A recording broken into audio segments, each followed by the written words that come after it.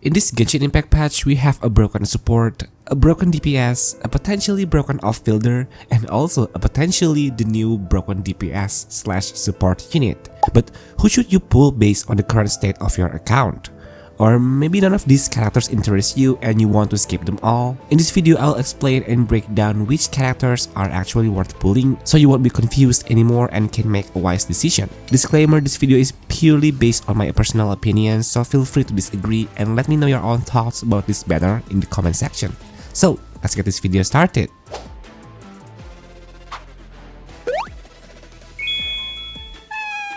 In the Phase 1 banner, we are getting a new limited 5-star character, the Twin Dragon himself, Durin. Durin plays the role of an off-field DPS, meaning he can contribute a significant amount of damage without needing to stay on-field or act as the active character. He has two gameplay modes, which we will call the Light mode and the Dark mode, and each mode offers something different to the team. In Light mode, he focuses on lowering the enemy's elemental resistance, and this can be to various elements depending on which element is involved when pyro reaction is triggered. Meanwhile, Dark mode focuses more on boosting his personal damage through vaporize and melt reactions. Accessing this mode is also different. To activate Light mode, use his elemental skill twice, then cast his ultimate, and Durin will unleash periodic AoE damage. To enter Dark mode, use his elemental skill once, follow it with normal attack, then cast his ultimate. This version has smaller AoE, almost single target, but the personal damage is much higher. So TLDR, Light mode is his support mode, while Dark mode is his DPS mode. This also means Durin in Light mode can synergize with teams that maximize reactions such as Burning, Overload, Crystallize, or even Swirl thanks to the elemental rest thread. Meanwhile, Dark mode helps him shine in Melt and Vaporize teams. Because Durin can synergize with such a wide variety of reactions, he is a very flexible character. And flexibility means everything when it comes to clearing endgame content, especially since he requires very little on-field time. This is actually an unwritten rule in Genshin. When it comes to pulling efficiently, prioritize off-field or support characters first. These characters often adapt better to whatever DPS you build later on. Take Escovia as an example. Right now, she is the best in slot support for freeze DPS units like Skirk, but even before Skirk existed, this chef already boosted Ayaka, who was the top freeze DPS of her time. Another example is Ineva, the support for lunar charged reactions. Many players assume she was only a dedicated support for Flint Slater, but it turns out she synergizes with plenty of team comps. Same goes for Lauma, currently the best support for Dendro teams, especially Bloom and its variants. People often pull DPS first, then cry and regret not pulling the support beforehand. And back to Durin, I think he's absolutely a solid choice to pull on his banner. On top of that, we are also getting the Mondstadt version of Moonsign Synergy, the Hexerai buff or Hexerai Synergy. When two characters categorized as Hexerai characters are placed in the same team, they will receive a special buff. Basically something like Ascendant Gleam but themed around Mondstadt. Durin's vaporize damage and his elemental shred will both increase when his resonance is active. And it's not just Durin, other characters also receive unique buffs.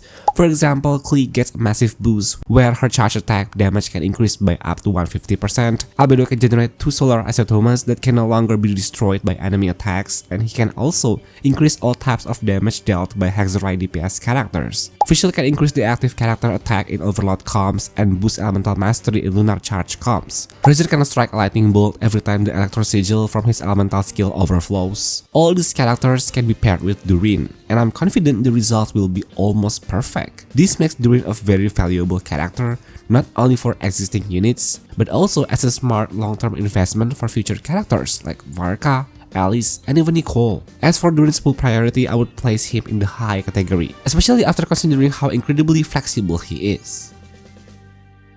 Before this patch, Venti's rerun was not exactly something that made people hyped or excited, but now, players might actually start getting enthusiastic about him again. The buff Venti received allow his normal attacks to become infused with Anemo whenever his ultimate is active. These arrows are piercing, meaning they can pass through enemies and hit those standing behind them. Thanks to Venti's crowd control from his black hole, you can basically assume that every enemy pulled together will be hit by his normal attack damage. What's even more impressive is that Venti's ultimate will automatically track the location of enemies, making the use of his black hole far more efficient, so no more out of bounds vortexes. And although the devs seem to be pushing Venti into main DPS role, he can still function as a support when two Hexorite characters are placed in the same team. That's because he can grant a 50% damage buff to the on-field character whenever they trigger a swirl reaction while Venti's ultimate is active. Right now, Venti does not have much competition as an NMO DPS who relies on normal attacks.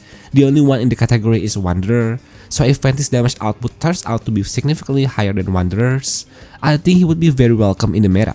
And in my opinion, he benefits a lot from the fact that he can also support your main DPS units when the Hexorite Resonance is active. Even though many theory crafters say that his damage is really good, most players probably still don't fully understand his complete post-buff gameplay, how his rotation works, and how comfortable Venti actually feels to play, whether as an on-field character or off-field support. For those of you who already have Venti, then congratulations! He's no longer benched on your account. But for those of you who don't have him yet, I would say his pull priority is currently around the medium to high level. I'm giving him that rating mainly because Venti can also act as a support when the Hexorite Resonance is active. And now what about his new signature weapon? It gives 44% crit damage. Its passive basically grants him a 60% damage bonus when played either off-field or on-field. And that damage bonus increases even further when paired with another Hexorite team member. But I don't know, if you happen to be a theory crafter or know someone who can compare it to other 5-star bows, how big is the gap? Is it significantly enough to make this weapon a must pull for him, or is it the opposite? Let me know in the comments. But one thing I do know is that the weapon banner in this phase is a win-win situation for those of you planning to pull durin and who already have Venti on your account. So whatever the result is, no regrets.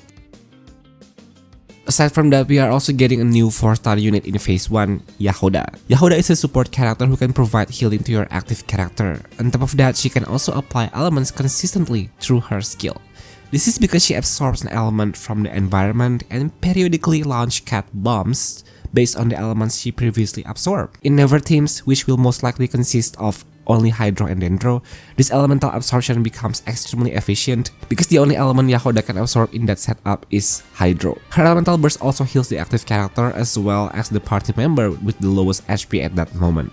The burst additionally launched periodic attacks, each with a different effect depending on which element she absorbed beforehand. You could say Jahoda is a healer who fits perfectly with her own boss, Never, and she's even suitable for Flint's team compositions as well. However, Jahoda is not a universally plug-and-play support. She still relies on another Not-Cry character because she cannot trigger lunar reactions on her own, just like I know. So for those of you who still struggle with sustain in your Never or Flint's teams, and considering that Kalmina's kit most likely won't provide healing, the phase 1 banner is definitely worth pulling for at least C0 Jahoda. In phase 2, we are getting DPS banner and a support banner, Varesa and Xilonen. Varesa is an on-field electro character with strong raw damage that does not rely on reactions to deal big numbers. Not only does she have impressive raw damage, but another reason she can be considered one of the strongest electro DPS units right now is because her gameplay is actually very easy to execute. After setting up your supports, you basically just press skill, normal attack, plunge, repeat, and then burst. However, in the current meta where everything revolves around lunar reactions, Varesa might not be as effective as Flint's when competing at the top. Even defeating some of the newer Not-Cry enemies smoothly requires lunar reaction mechanics. But if you look at the bigger picture, Varesa still holds advantage over Flint's if you have Ineva. With Ineva enabling lunar reactions, Varesa still has the opportunity to compete in the Not-Cry meta. Using a team like this allows Varesa to comfortably clear Not-Cry content, even it's not quite as smooth as using Flint's. This wide range of viable team comps makes Varesa more flexible than Flint's, whose team options are quite limited. Thanks to that flexibility, Varesa can be considered the ideal electro DPS for early to mid-game accounts. For new players, Varesa is absolutely a great pick for this banner. She even helps with exploration. Her elemental skill can be used twice, letting her dash forward rapidly. Even outside of Natlan region, Varesa is extremely useful for making exploration faster and more convenient. In conclusion, Varesa's pull priority is medium if you already own electro DPS characters, like Flint's or even Chlorine, and your account is in the mid to late game stage. But if you have neither of them and you are still a newer player, I highly recommend pulling for Varesa. Her pull priority would be high. Next, we also have another Natlan character arriving in phase 2, Xilonen. Xilonen has already been well known for being extremely overpowered. As long as you bring 2 or more party members with element from Pack, which is Pyro, Hydro, Electro, or Cryo. Her elemental skill can reduce the enemy's elemental resistance based on which pack elements your team is carrying. She's also a broken support thanks to her Natlan privilege, which allows her to use the Cinder Seed set, giving the entire party a powerful elemental damage bonus. On top of that, xilonen can also provide healing through her elemental burst, which is another big plus. She shreds enemy resistance, she can use Cinder City, she's amazing for Natlan exploration, she provides heals, and she's incredibly easy to use and easy to build. For players who want to vertically invest into xilonen's constellations, I think the most effective and worth it breakpoint without burning too much Primogems is C2. If your xilonen is currently at C1, that constellation is quite underwhelming since it only improves interruption resistance for the active character. It's better to go for C2, which gives additional buffs depending on the elements you bring. Meanwhile, for new players, I think you should avoid thinking about constellation right now, especially for xilonen since she already performs very well at C0. So what about her pull priority? In my opinion, for newer players, it's highly recommended to secure a DPS capable of dealing strong personal damage first, and in this patch that would be Varesa. Because of that, xilonen's pull priority for early game players sits at medium to low. This is different for mid to late game accounts. At that stage, your focus will likely be clearing endgame content, such as Parallel Abyss or Stygian Onslaught. In those scenarios, xilonen can massively boost your DPS units, making their damage to hit much harder. Therefore, for mid to late game players, her pull priority rises to medium to high. And that wraps up this who to pull guide. I hope this helps you decide which characters are worth pulling in this patch, or whether you should skip all of them entirely. One last disclaimer, everything in this video is just my personal opinion, so feel free to disagree and share your own thoughts in the comments below. If you found this video helpful, make sure to hit the like and subscribe button, and don't forget to turn on notifications so you won't miss out on my next upload. Thanks for watching, and I will see you all in the next one. Bye bye!